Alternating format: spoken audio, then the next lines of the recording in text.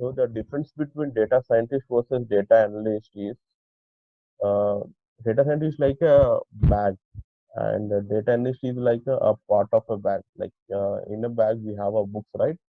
In the same way, uh, data analyst, what he will do is he will just see the insights of the data, and then he will solve the problem. Whereas a data scientist, he will involve in the whole process, and he will identify the problem, and then he will solve the problem. What is the difference between data scientist versus a data analyst? Okay, and data analyst is like he is going to give the insights of the data, and then he is going to solve the data. Like he is going to solve the problem.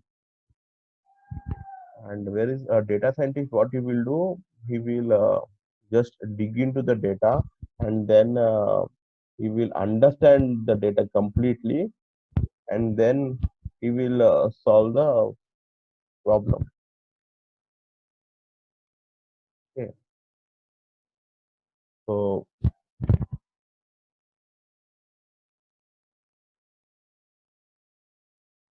the picture which you are seeing is a CRISP-DM methodology. So actually, we need a framework to uh, solve the problem. Okay. So mm, cross industry standard process for data mining is used as a problem solving framework. So what are the steps in problem solving framework are business understanding, data understanding, data preparation, modeling, evolution, deployment. Okay. So what is a business understanding? So business understanding is nothing but you are going to understand the objective of the business, and then you are going to understand the condition of the business. Okay, like how I will give you one smaller user case here. Business understanding is there, right? So if I have a cloth shop, okay, so I appoint a data scientist here, or data scientist or data analyst. So what I'm going to tell him that I want to increase my sales, and the constraint means a condition.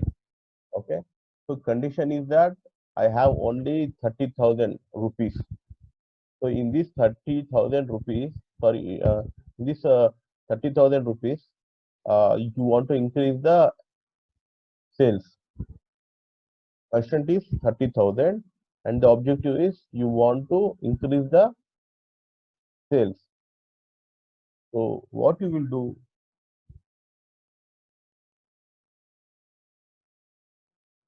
Prashant, can you please tell me like what you can do in this situation? What are the strategy you involve in this?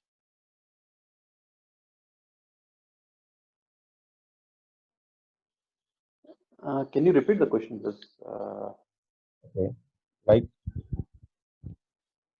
I have a cloth shop, okay, and I appointed data scientist.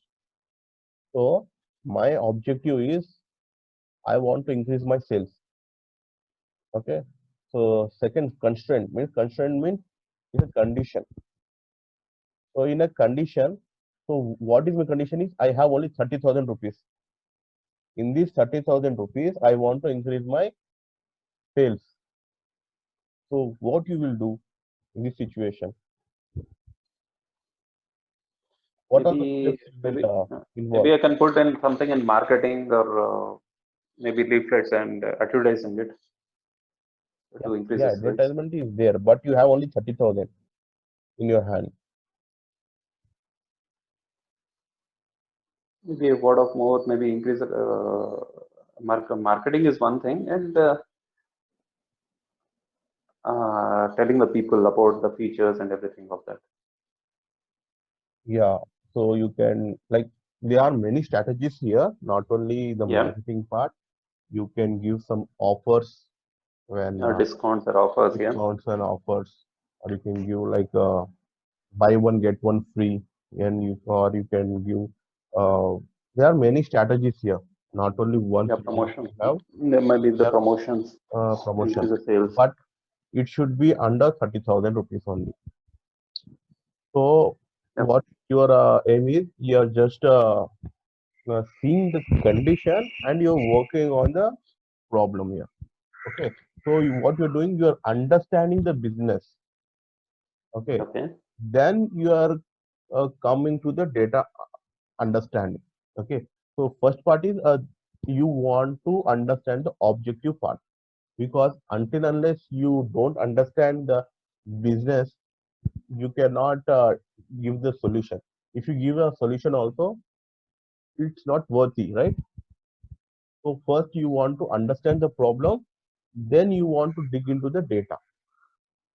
Okay. Yes. So like why I'm telling you, because most of the person, what they will do is just they will see the objective part and they will solve the issue. But later on, what will happen after completing all the project, they won't see the conditions part. So I'm just give, giving brief information regarding this business understanding, like how you will deal in a project. Okay, so this is the thing.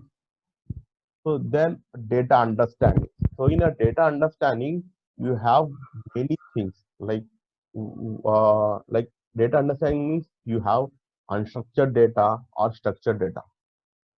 Structured data means like you have the data which in a appropriate way.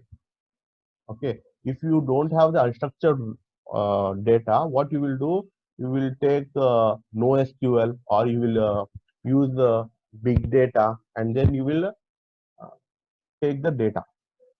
But if you have a Okay. structured data, you use what? SQL. So Yeah. here data understanding will comes to place. So you are going to take the data which you required here.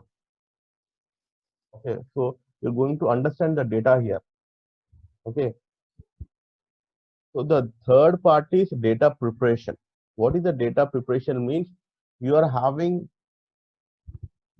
much data, right? But in Mm-hmm. that data, there is some noisy data will also be there. Noisy means which is which is not useful. So what you are going to do here, you are just seeing all the columns and rows. By this, what you can do here is you can understand the data very easily. So like you want to like I will take one small use case here. If you go to a doctor, if a person go to a doctor, so will the doctor will give you directly the prescription? No, right? He will first ask. No, First, he will ask the you symptoms some. basically. Yeah, the like is the symptom is from today itself, or you have yesterday also? So what you eat yesterday? So Mm. have you drink anything? All this information he will ask you. Then he will give you the prescription. In the same way, first you want to understand what the data you have. Until unless you don't know the data which you have, you cannot proceed further. And from one to these three steps of business understanding, data understanding, and data preparation, what happened here is you will take most of the time, like 75% to 80%, 75 to 80%, we required this time. Like if you have a 3 month in hand, 80% of the time will be spent here only. So this three steps is very important for us in a process. So when you understand what are the data you have, what are all the things you have, then you will move to modeling part. Modeling part means what you can do here is you are going to do some prediction part, like you are giving some train data towards this machine, and you are going to train the machine continuously. Okay, then you are going to um, see the result.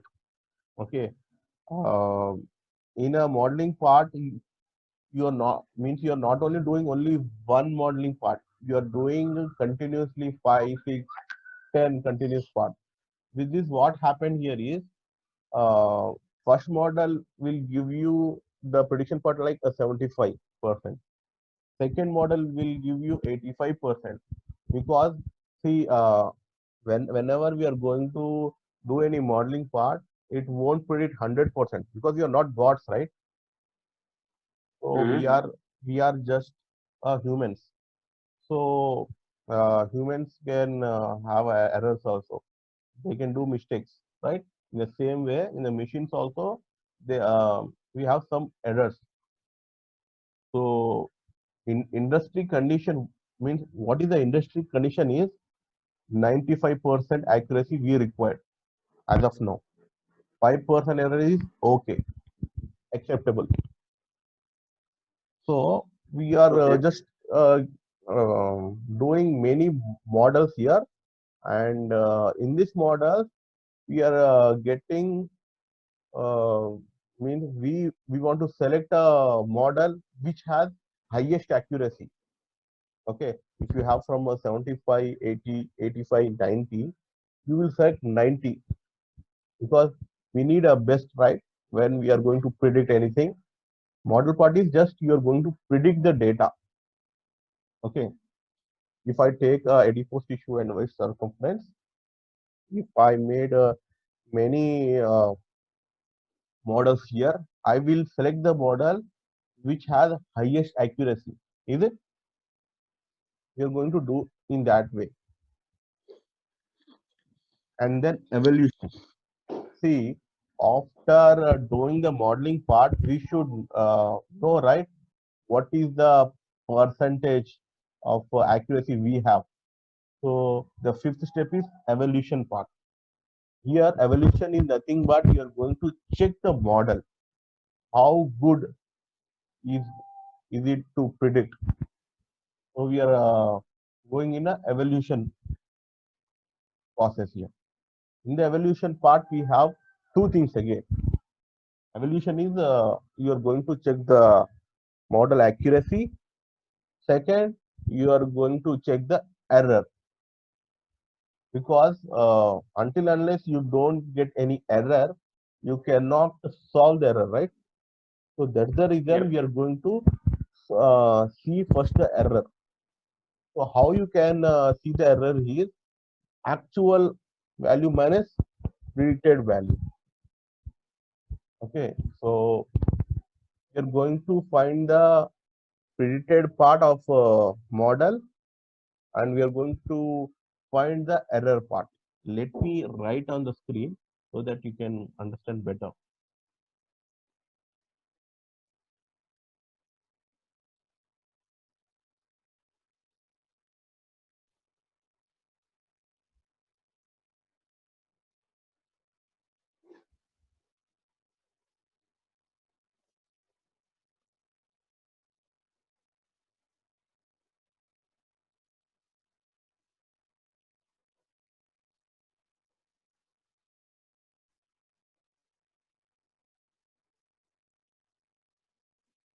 So in a prediction part, what are the steps we can do here is we can see the accuracy of the model, and we are seeing the error model. Okay, why? Because these two plays a very important role when you are going to calculate the accuracy and error.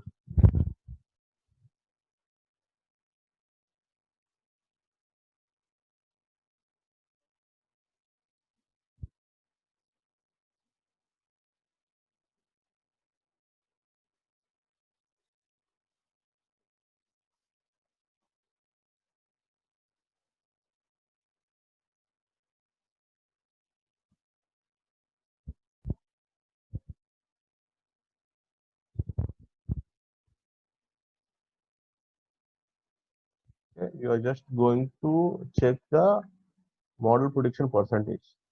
Okay, because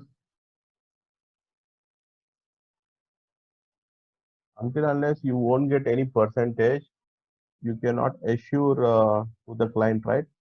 Because he will also ask you what is the percentage the model is going to predict. So we are going to give him the best model. Okay, yeah. So then see, we will go to the deployment step. So what is the deployment step here? Like client won't understand our coding part, right? We'll just understand the the easy process, which means what is the process? If you give any input, it should get any output, right? So that can be done in a HTML page only, right? So we are going to uh, send our whole code into a cloud, and then we are making to understand in a user way. So for that we require deployment part.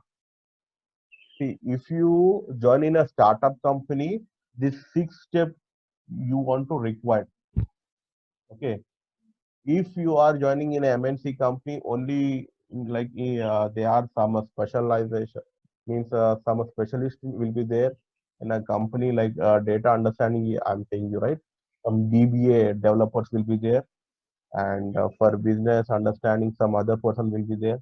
You will work on a data preparation and a modeling part, and then you will work on evolution part. So for deployment will be there for other person. So you have this. If you are working on a startup company, these 6 steps required for you. Okay, but if you are working on a MNC, you require only 3 steps. That is data preparation, modeling, evolution part. Okay, so I explained you what is actually the CRISP, right? Yeah. Cross cross. No, you have not explained it, right? Sorry, You have not talked about CRISP. CRISP is nothing but cross industry standard process for data mining. Like it means I'm just given a full form here. CRISP means like cross industry standard process for data mining. Means we are going to dig the data, we are getting the insights of the data here. It's a framework. Okay. I have written here abbreviation directly. Instead of writing Okay. a Okay. shortcut, I have written abbreviation. Okay. Okay. Okay. So these are the works you want to do. And one more thing I want to tell you, like data preparation is there, right? Data Yeah. preparation is nothing but EDA, exploratory data analysis. We can call it in another name, that is called as EDA, exploratory data analysis.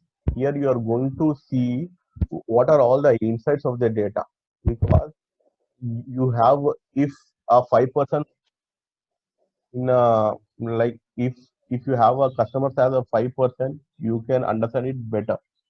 But what about Okay. 500%? What about 5 lakh person? Can you understand the data? Means can you understand the customer? No, right? So here, No. with the help of this data, you're going to understand. There are some other visualization by which you can understand it better. I will tell you later all these things. But data preparation is nothing but EDA, exploratory data analysis.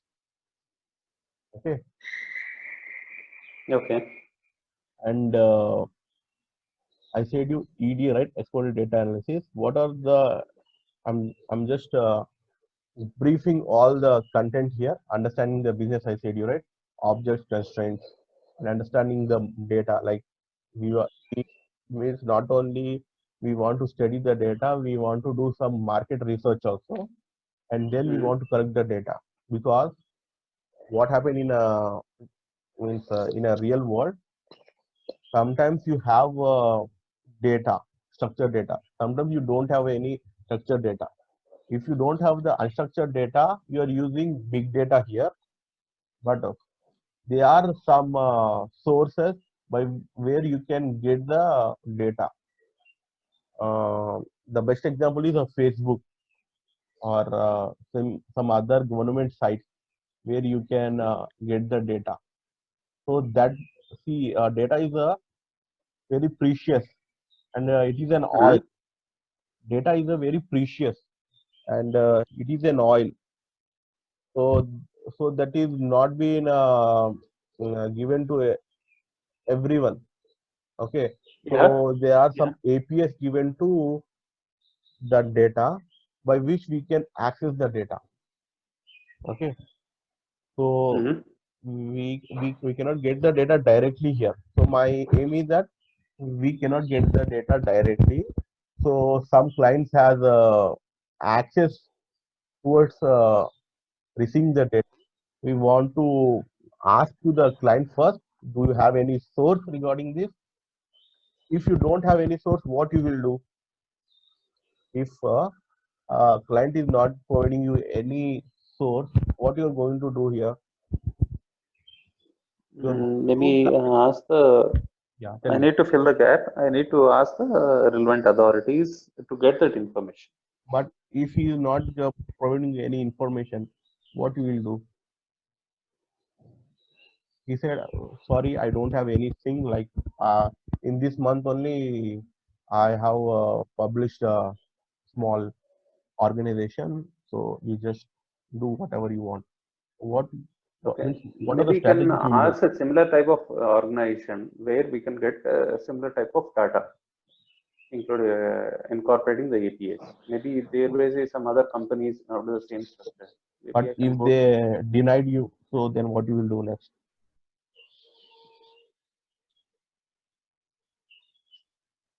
Maybe I can put a random set of data, random set of data in the Go.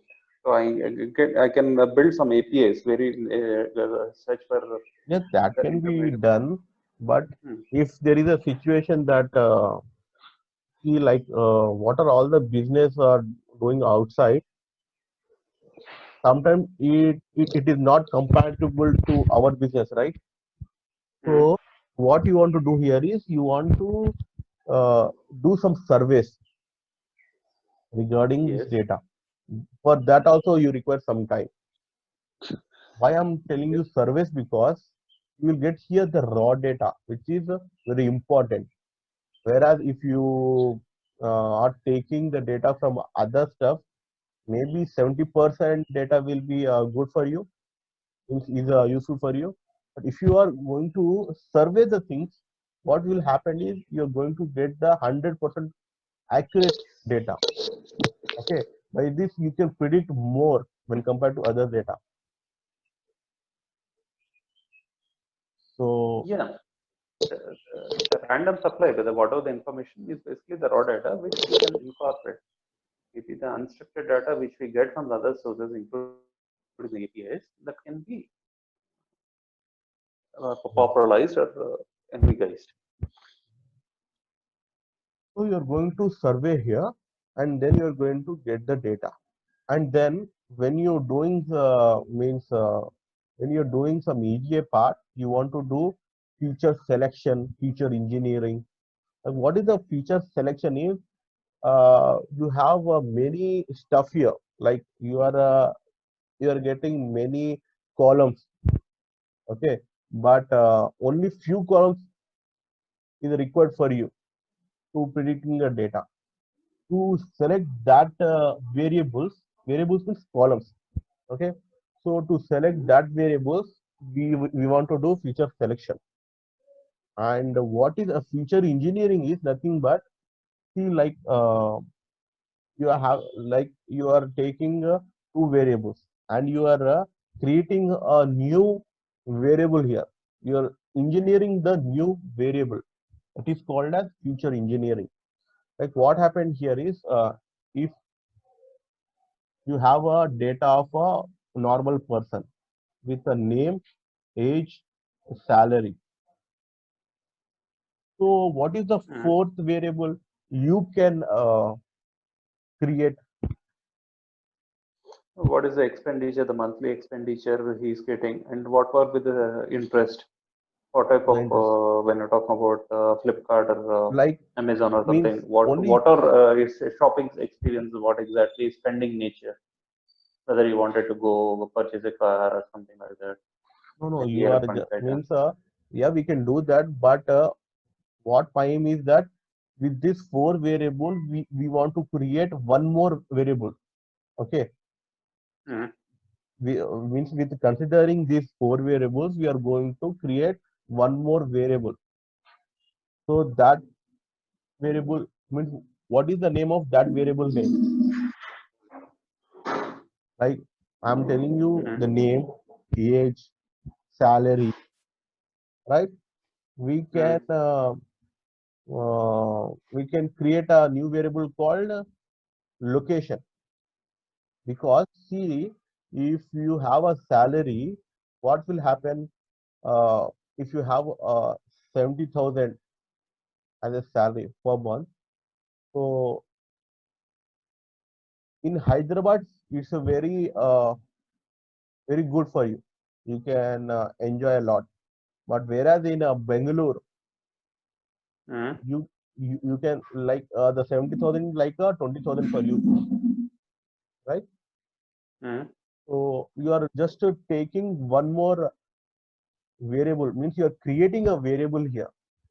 Okay, means mm. instead of having all these variables, you are just creating one more variable. So that is called as feature engineering. Means you are creating one more variable, that is called as feature engineering. Okay, Okay. so feature selection is nothing but what are all the important variables we want to have. That variable we want to select. The future requirement, I guess maybe the way what you're talking about is basically incorporation of the future aspects with the current subset, Yeah. right? Yes. Yes. Yes. It's Yes. called feature. Maybe we are using some applets to incorporate the changes to get that particular variable, right? Yes. Means you are going to create a new variable. Okay. Means like name, age, salary, and if you take one more means example like address. Okay, you can take example as address, or if you take like longitude and latitude. What is the next?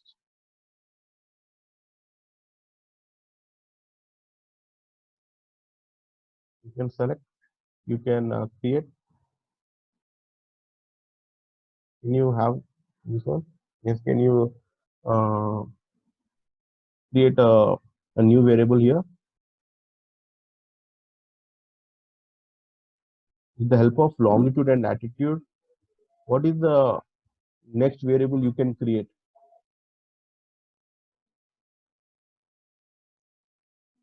Location, right?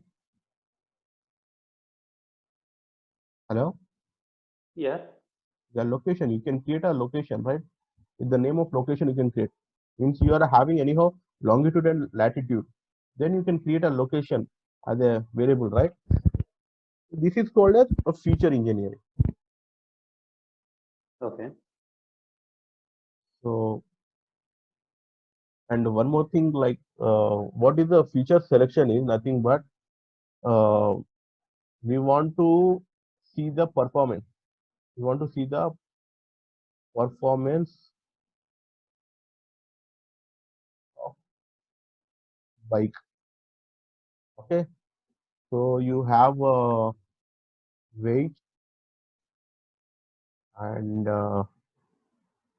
volume and color and mileage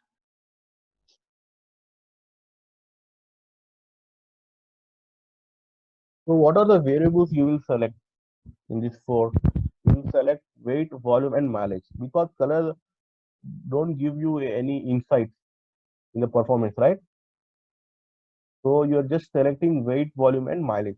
That is called as feature selection. That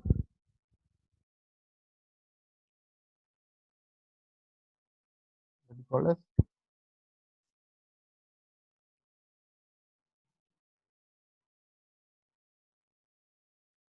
our objective is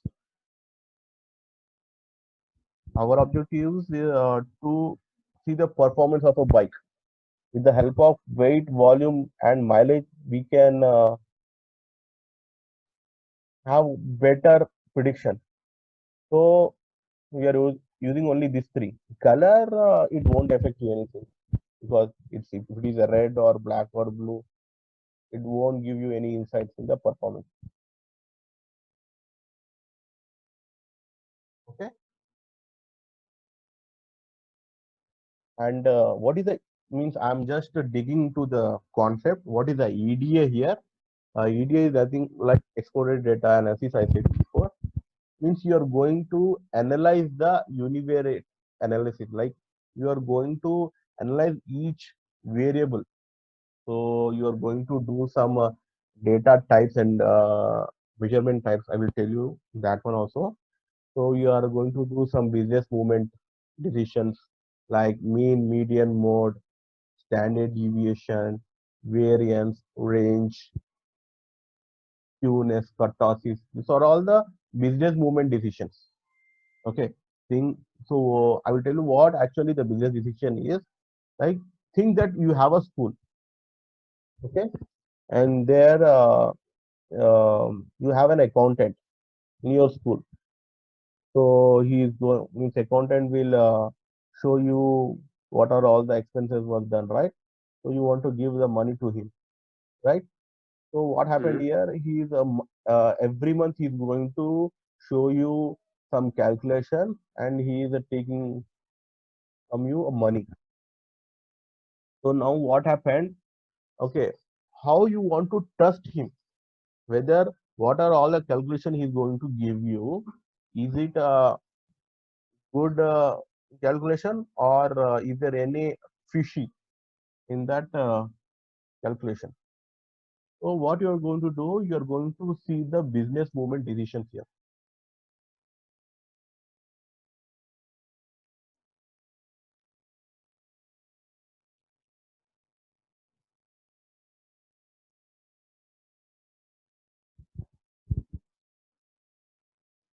What happened here? Uh, what is the first movement decision? Decision is first movement.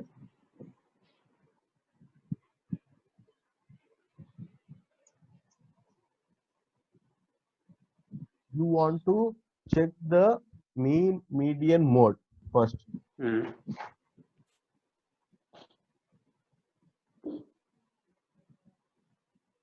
So what is the mean means? Mean is the average. Okay, you are going to see the average here. Median is you want to see the middle number, and mode it's a repeated value. Okay, so what happened here is you are going to see the mean, median, mode. If the mean is equal to median, so whatever he's going to tell you that is correct. What are all the calculation he's going to give you that is correct. If the mean is not equal to median, then definitely there is some fishy thing. Either he just take out some money, means he added some money, or he's take out some money from that calculation. All the things will be done. So first we are going to see what we are going to see the mean, median, mode, and then we are just checking whether the mean is equal to median or not. Okay. Mm-hmm. Once it is done, it is correct. Think that okay, it's good. If it is not there, so next is next movement business decision is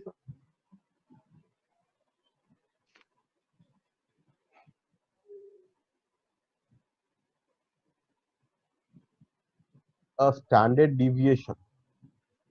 Standard deviation. and skewness, sorry, variance,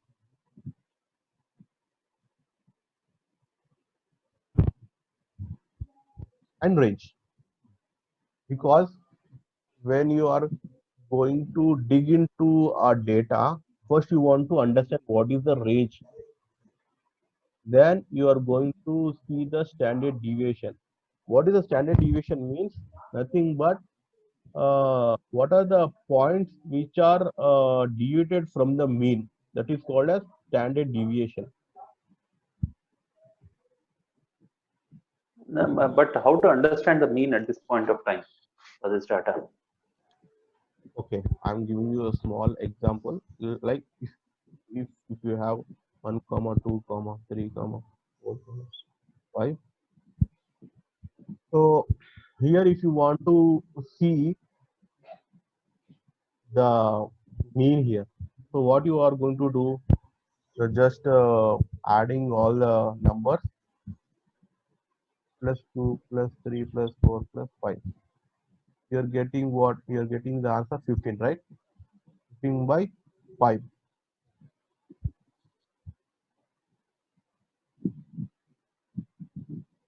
Okay. So what is the answer you're getting here? You're getting answer 3. Yes. So this is the mean for you. What is the Okay. median here? Median is a middle number for you, right? That is 3. So if you take a middle number here, that is what?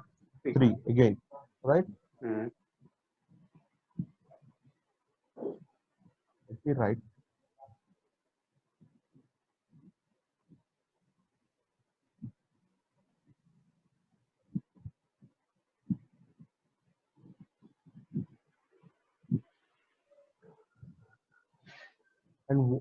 And if you are just comparing the things with the mean and median, then it is if it is like equal, then think that what are the data you are going to give, that is correct. Okay, so I'm just giving you a small insights. I'm not exploring the thing. So I'm just showing you what are actually the things you have. Okay, like in this type you have many data, and you're going to see the outliers. What is the outliers? I means I have said you 1 comma 2 comma 3 comma 4 comma 5 comma 50, right? So this 50 is the outlier for you. Okay, so because it's going to influence the entire data, so that comes under outliers. So we can do three things in the outliers here. One, you can rectify. You are going to check with the subject expert. Second, you are going to remove that outlier. Third, you are going to add that outlier, because if you take one as example, like if you have an ice cream shop, okay, from June to January, the sales will be in a normal way. From February onwards, it will just goes directly up. Okay, the sales will go up directly. Okay, so we cannot tell it as a outlier, right? And one more thing, like if you are taking cricket as an example, if you have ODIs, all these ODIs, one day matches, that won't give you much income. But if you take IPL, it give you high income, right? So that also we cannot tell it as an outlier. So that we want to keep, right? So that comes under outliers. But some data we want to keep in our entire table, some we want to drop. Okay, and we want to train and test the model. Okay, what is the partition? Nothing but you are going to just divide the data into 70 and 30. You're just segregating the data here.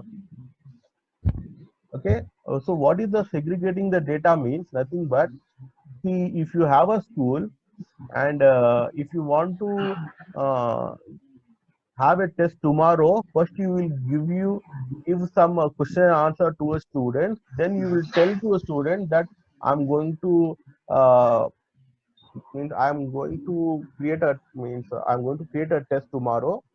So then the students will completely read that question and answer. Then they will come tomorrow. When in the next day when you are conducting a test, everyone will write the same thing, and you don't know who has understand the question answers and who has not understand the question answer. But if you have a different concept, like 75% of question answer you are giving to the students, and 25% of data you are just conducting it as a test, then you will know the person who is going to attend the test has understand the question answers or not. Okay, so in that way we are going to fit the data in a training and testing data set. Okay, so in the modeling part we have supervised learning and unsupervised learning. So unsupervised learning comes under descriptive, and in the predictive we have a supervised learning. In a supervised learning we have again if you have a numbers, that comes under regression part. If you don't have any numbers like a text data, that comes under classification part. Okay, so evaluation part is nothing but validating the models. Error function means you are going to see the errors, how how much error you have in the model. And deployment is just you are going to train the entire model with 100%. So in the deployment part we are using Flask for Python. Okay, and I am going to explain that one also for you.